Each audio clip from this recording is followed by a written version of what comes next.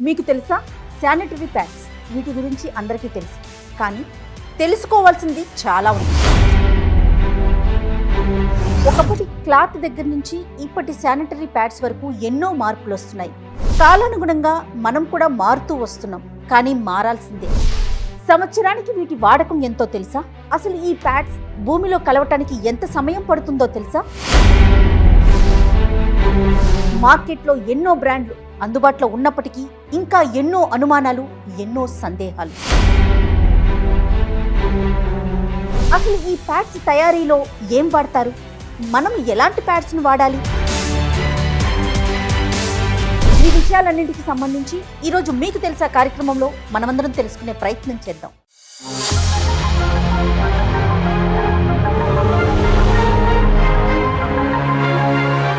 Comfort జోన్లో నుంచి జాగ్రత్త, ఇలా ఉండాలి, లేకపోతే శృతి మించితే చాలా పెద్ద పెద్ద రోగాలు వచ్చేసే స్థితికి వచ్చేసి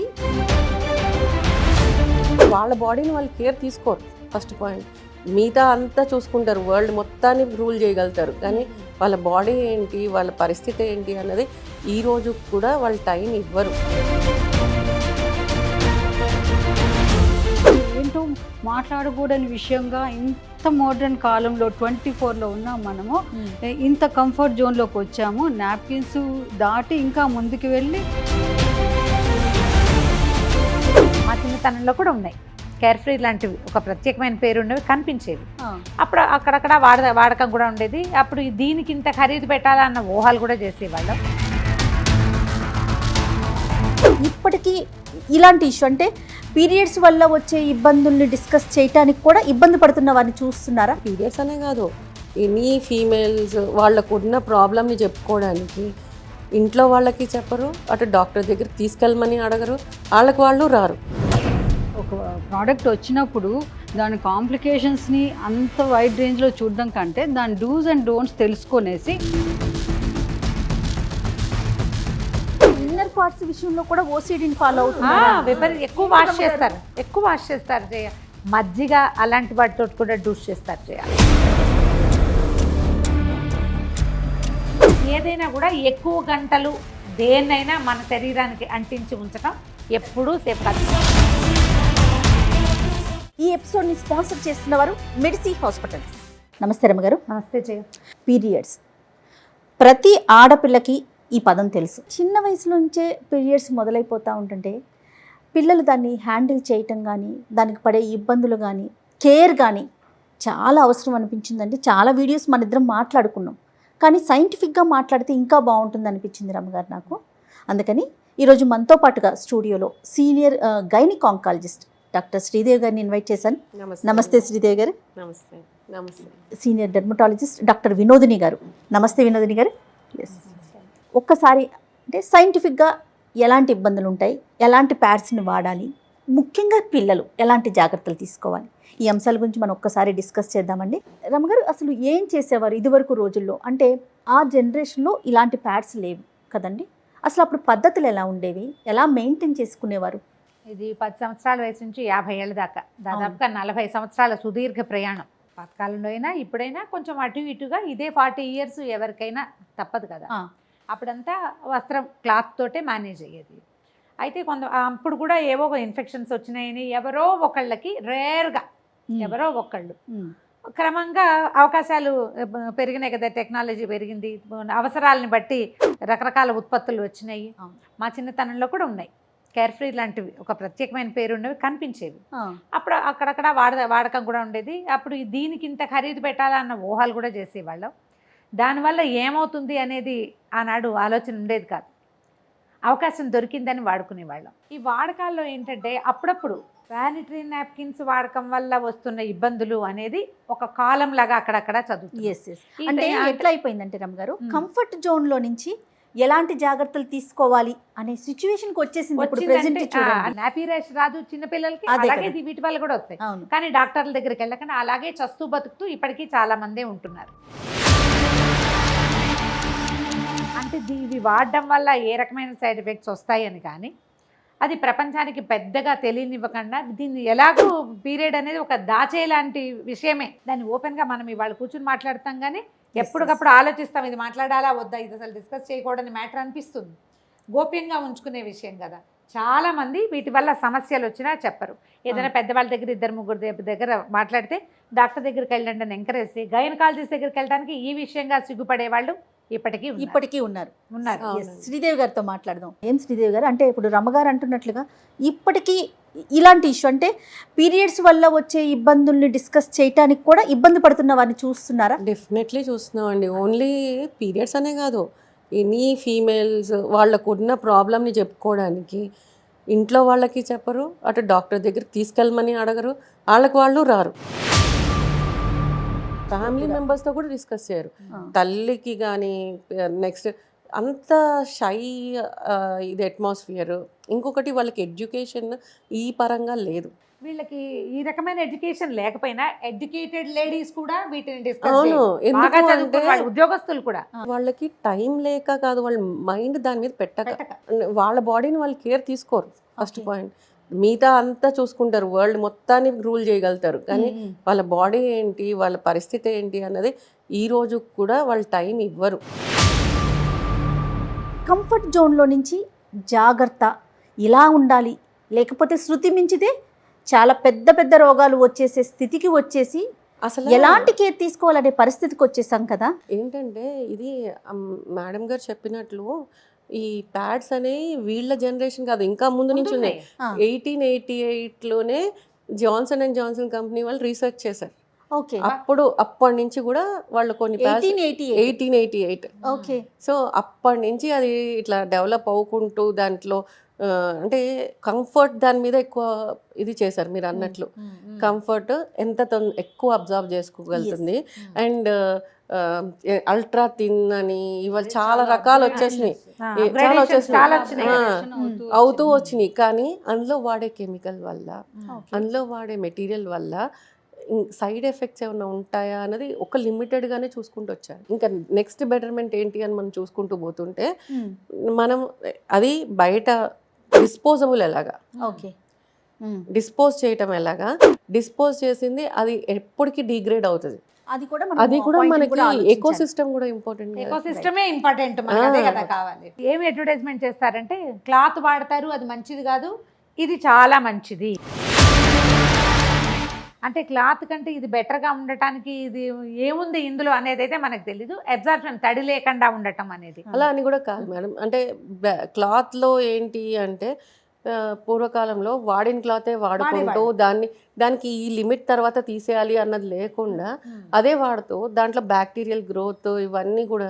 శ్రీదేవి గారు అనేది ఏంటంటే వాష్ చేయటం కానీ, లేకపోతే ఎండకి ఎండబెట్టడం కానీ, ఇలాంటి చోట ఇబ్బందులు ఉన్నాయి అనుకోండి, ఫంగస్ ఇన్ఫెక్షన్స్ రావడానికి అవకాశం ఉంటుంది. రైట్, వినోదిని గారు మీరేమంటారు? అంటే సో క్లాత్ యూస్ చేసినప్పుడు సరైన జాగ్రత్తలు తీసుకోకపోవటం, దాన్ని హైజీన్గా ఉంచుకోలేకపోవడంతో ప్యాడ్ దాకా, అంటే ఇది కొంచెం కంఫర్ట్ జోన్ ఎక్కువే, నెక్స్ట్ లెవెల్ అనుకోవాలి మనం ఇప్పుడు వాడే ప్యాడ్స్. దీని దాకా వచ్చేసరికి మీకు స్కిన్కి సంబంధించి ఎలాంటి ప్రాబ్లమ్స్ని చూస్తామండి మనం? శానిటరీ నాప్కిన్స్లో కూడా ప్రాపర్గా యూజ్ చేయకపోతే స్కిన్ ప్రాబ్లమ్స్ వచ్చే అవకాశం కూడా ఉంది. ఎందువల్ల అంటే మీరు అన్నట్లు ఇందాక ఎడ్యుకేషన్ ప్రాపర్గా లేదు. ఇవాళ రేపు ఇంత మోడర్నైజేషన్, ప్రతి ఒక్క దానిలో అప్గ్రేడేషన్ చూస్తారు. ఒక ఎలక్ట్రానిక్ గాడ్జెట్ విషయంలో అయితేనేమి, డ్రెస్సింగ్, అన్నీ, everything, fashion, everything. But basic థింగ్స్లో మాత్రం, బేసిక్ థింగ్ ఏంటి? హెల్త్ కదా. హెల్త్ విషయంలో మాత్రము ఆడవాళ్ళు వెరీ నెగ్లిజెంట్. వాళ్ళ హెల్త్ వాళ్ళు చూసుకోరు, వాళ్ళ ఆడపిల్లల్ని కేరింగ్ కూడా ఎలా తీసుకోవాలో ఈవెన్ పీరియడ్స్కి ముందే ప్రిపేర్ చేయటం కూడా తక్కువే చేస్తున్నారు. ఎందుకు అంటే తన చూసుకున్నా, మా బ్రాంచ్లో చూసుకున్నా కూడా టిల్ డేట్ ఈ రోజుకి చాలామంది పెరీనియల్ ఇన్ఫెక్షన్స్తో, ప్యూబిక్ ఏరియా ఇన్ఫెక్షన్స్తో ఇంతమంది వస్తున్నారు అని అంటే అదొక టబు ఉంది, అందులో డౌటే లేదు. ఎందుకంటే ఇది ఏంటో మాట్లాడకూడని విషయంగా ఇంత మోడర్న్ కాలంలో 24లో ఉన్నాం మనము.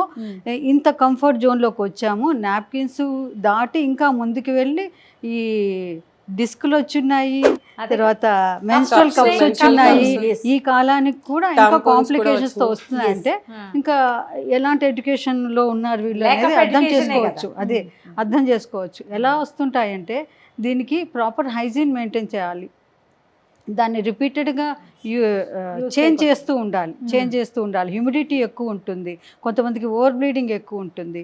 And no doubt not only ఆ ఎక్స్టర్నల్ ఫ్యాక్టర్స్ కాకుండా ఇది ప్యాడ్తో కూడా కాంటాక్ట్ అలర్జీ వచ్చే ఛాన్స్ కొంతమంది నా డౌట్ అదేనండి. డ్యూ టు ఆ వెట్ అండ్ అన్ఫేవరబుల్ కండిషన్స్, కొంత ఇన్ఫెక్షన్స్ అలర్జీస్ వస్తే డైరెక్ట్గా దానిలో ప్యాడ్లో వాడే కింద గ్లూ మెటీరియల్ ఉంటుంది, ఇంకొకటి ఒక ఫిల్మ్ ఉంటుంది, వాటి వల్ల కూడా కాంటాక్ట్ అలర్జీ వచ్చే ఛాన్సెస్ ఉన్నాయి. బట్ ఇవన్నీ దృష్టిలో పెట్టుకుంటే నెక్స్ట్ అప్గ్రేడ్, ఇప్పుడు క్లాత్ నుంచి ఇలా ఎలా ముందుకు వచ్చామో దీనిలో నుంచి మెన్స్ట్రల్ కప్స్ వచ్చాయి, డిస్క్లు వచ్చాయి. సో అడ్వాన్స్ అవుతూ ఉంటాయి, దేని కాంప్లికేషన్స్ దానివి చిన్నవి చితికే ఉంటాయి. బట్ దాన్ని ఓవర్కమ్ చేసి ఎప్పటికప్పుడు ఫ్రెషన్ చేసుకుంటూ ఉండాలి. అది ఇప్పుడు ఏది వాడినా కానీ దాని గురించి కంప్లీట్ అవగాహన ఉండాలి. కానీ శ్రీదేవి గారు, మనము షో స్టార్ట్ అవ్వటానికి ముందు నేను చాలా ఇక్కడ డిస్ప్లే పెట్టాను, మీరు ప్రతి ప్యాకెట్ అబ్జర్వ్ చేశారు. ఎక్కడైనా వీటిలో వాడుతున్నది ఏం వాడుతున్నారు, ఏ కెమికల్ యూస్ చేస్తున్నారు అనేది, ఏ బ్రాండ్ అంటే ఒకటే అని కాదు, ఇక్కడ కూడా కూడా మెన్షన్ చేయలేదు. మళ్ళీ అన్ని FDA అప్రూవల్ అయి వచ్చినవే. ఒక్కసారి చూడండి ఎంత తిన్గా ఉందంటే. అంటే నా క్వశ్చన్ ఏంటంటే, ఇప్పుడు దాంట్లో ఏం వాడారో లేదు, కనీసం ఇన్ని గంటల సేపు మాత్రమే దీని మీద ఉంచుకోవాలి, యూజ్ చేయాలి ఇంతసేపే అనే గైడ్లైన్ డాక్టర్స్ అయినా ఇవ్వగలుగుతారా అండి, మీరైనా చెప్పగలుగుతారా? ఇస్తాము. ఇప్పుడు మన దగ్గరకు వచ్చినప్పుడు, మన దగ్గరికి ఎలా రావాలి, కాంప్లికేషన్స్ వచ్చినప్పుడు వస్తారు. అంతేగాని స్కిన్ కేర్ రొటీన్ కి పిల్లలు మెచ్యూర్ అయ్యే ముందు గైడ్ లైన్స్ తీసుకోవడానికి ఎవరు రారు. ఒకసారి ఆ ప్యాడ్ చూడండి, ఇది చాలా థిన్ గా, చాలా మార్కెట్ లో మనకి ఎంత బాగా కనిపిస్తున్నాయి అంటే ఇప్పుడు ఇలా చూడంగానే మనం ఇట్లా తీసుకొని this is the best thing use అని, కానీ ఇది బెస్ట్ థింగే కాదని నేను అనను, కానీ అది ఎంతసేపు వాడాలి, ఎంతసేపటికి చేంజ్ చేయాలి, and what are the measures to be taken, and మీ ఫ్లో ఎంత ఉంది, అదొక పాయింట్ కదా. అదొక పాయింట్ కదా. ఇప్పుడు ఫస్ట్ డే ఫ్లో తక్కువ ఉండొచ్చు, సెకండ్ డే ఎక్కువ ఫ్లో ఉండొచ్చు, థర్డ్ డే క్లాట్స్ పడచ్చు, ఫోర్త్ డే ఏం కనిపించకపోవచ్చు. సో అవన్నీ ఇప్పుడు pads not only for menstrual సైకిల్కే వాడట్లేదు, కొంతమందికి యూరినరీ ఇన్కాంటినెన్స్ ఉండి కూడా కొంచెం వాళ్ళు కూడా వాడుతున్నారు, కొంచెం లీకేజ్ ఉంది అన్న వాళ్ళు కూడా ప్యాడ్స్ వాడుతున్నారు, ఎక్కువ లీకేజ్ ఉంటే డైపర్స్ వాడుతున్నారు. అండ్ డైపర్స్ అది ఇంకో సమస్య అది. సో మీరు డైపర్స్ అంటే ఒక విషయం చెప్తాను, ఇప్పుడు పిల్లల కోసం స్పెసిఫిక్గా డైపర్స్ లాగా ప్యాడ్స్ వచ్చినాయి చిన్న పిల్లలకి, sanitary napkin same as it is, అలాగే ఉంటుంది, just like diaper. Panty panty use చేయకుండా దీన్ని యూస్ చేసేయచ్చు.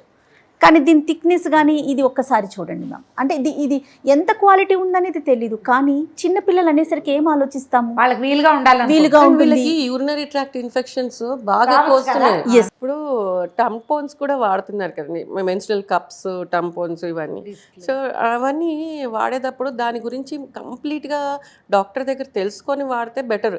అది అడ్వర్టైజ్మెంట్స్లో చూసేసి ఇక్కడ చూసేసి దాని మీద చదివేసి ఇన్స్ట్రక్షన్స్ చదివేసి పెట్టేసుకోవడం అట్లా కాకుండా డాక్టర్ దగ్గరికి వెళ్ళి, నా స్కిన్, ఇప్పుడు మీరు డెర్మటాలజిస్ట్ ఉన్నారు, మీ దగ్గరికి వచ్చి ఒకసారి అడిగి ఆ స్కిన్ ఫస్ట్ టైం ఎట్లా వాడాలి అని తెలుసుకొని, ఆ వాడిన తర్వాత కూడా ఒక సైకిల్ తర్వాత మళ్ళీ మిమ్మల్ని కలిసి ఇది ఎట్లా ఉంది ఎక్స్పీరియన్స్, ఇది నాకు ఇట్లా ఉంటుంది, ఈజ్ ఇట్ ఓకే, అది కరెక్టా కాదా, ఏది సూటబుల్, ఇప్పుడు ఇది వాడితే ఏది అప్గ్రేడ్ అయింది, ప్రజెంట్ ఏది బాగా నడుస్తుంది, మా పిల్లలకి ట్యాంపూన్ పెట్టాలా, వీఆర్ కన్ఫ్యూజ్డ్ అని ఒక్క పేషెంట్ కూడా రారు.